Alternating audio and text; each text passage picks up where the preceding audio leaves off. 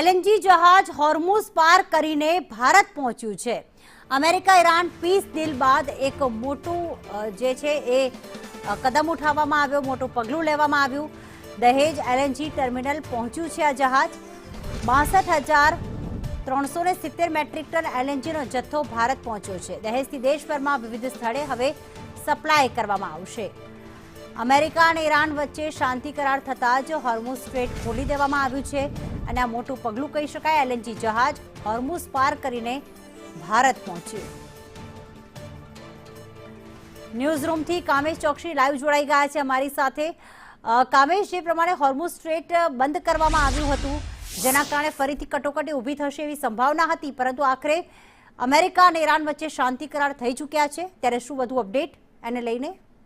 બિલકુલ પ્રીતિ, આપને જણાવી દઉં કે સમગ્ર ગુજરાત અને ભારત માટે ખૂબ મહત્વના અને સારા સમાચાર સામે આવી રહ્યા છે અને તેને લઈને જો વાત કરવામાં આવે તો અત્યારની જે પણ સ્થિતિ છે તેને લઈને મહત્વની વાત એ છે કે ભરૂચના દહેજ બંદરની વાત કરવામાં આવે તો દહેજ બંદર ઉપર આજે વહેલી સવારે જે એલએનજી જે કેરિયર દિશા છે તે આ કેરિયરને દિશા નામ આપવામાં આવ્યું છે અને આ દિશા જહાજ જે છે તે ભારતના જે ભરૂચ સ્થિત દહેજ બંદરે કહી શકાય કે ક્ષેમ કુશળ રીતે પહોંચી ગયું છે। મહત્વની વાત એ છે કે 62,000 એલએનજી લિક્વિફાઈડ નેચરલ ગેસનો જથ્થો ભારત પહોંચી ગયો છે। અગાઉ એવા અહેવાલ પણ સામે આવ્યા હતા કે ભારત પાસે જે ઈંધણના જથ્થાની વાત કરવામાં આવે તો 3 દિવસ ચાલે તેટલો જ જથ્થો હોવાની વાત સામે આવી હતી। તેને લઈને પણ એક બાજુ કહી શકાય કે ચિંતાનો માહોલ ફેલાયો હતો।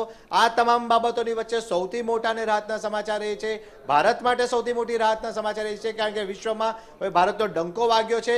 જે શાંતિ વાર્તા થઈ અને ત્યારબાદ જે સમજૂતી કરાર અમેરિકા અને ઈરાન વચ્ચે કરવામાં આવ્યા તેની સીધી અસર ભારતના સંબંધો ઉપર પણ જોવામાં મળી। આ દિશા કેરિયરની વાત કરવામાં આવે તો માર્ચ મહિનામાં જ જે છે કતર બંદરેથી તે નીકળ્યું હતું, પરંતુ મે મહિનો આવતા જ ત્યાં હોર્મુઝની ખાડીમાં જહાજ ફસાઈ ગયું હતું કારણ કે ગેટ બંધ કરી દેવામાં આવ્યા હતા। તેને લઈને ગેસનો જે જથ્થો હતો તે અટકી ગયો હતો, પરંતુ હાલની જો વાત કરવામાં આવે તો શાંતિ વાર્તા થયા બાદ હવે ભારત માટે પણ આ રાહતના દરવાજા ખુલી ગયા છે। આ જહાજની વાત કરીએ તો 15મી જૂને હોર્મુઝ સફળતાપૂર્વક દિશા કેરિયરે પાર કર્યું હતું અને આજે વહેલી સવારે તે દહેજ બંદરે પહોંચી ગયું છે। એલએનજી ગેસની વાત કરવામાં આવે, લિક્વિફાઈડ નેચરલ ગેસનો 62,000 ટનનો જથ્થો જે છે તે હવે દહેજ આવી ગયો છે। અહીંયા દહેજથી સમગ્ર દેશમાં હવે વિવિધ રીતના સપ્લાય કરવામાં આવશે, એટલે ઈંધણની જે કહી શકાય કટોકટી હતી તેની સામે ખૂબ મોટી રાહત કહી શકાશે। જી બિલકુલ, આભાર તમામ વિગતો માટે।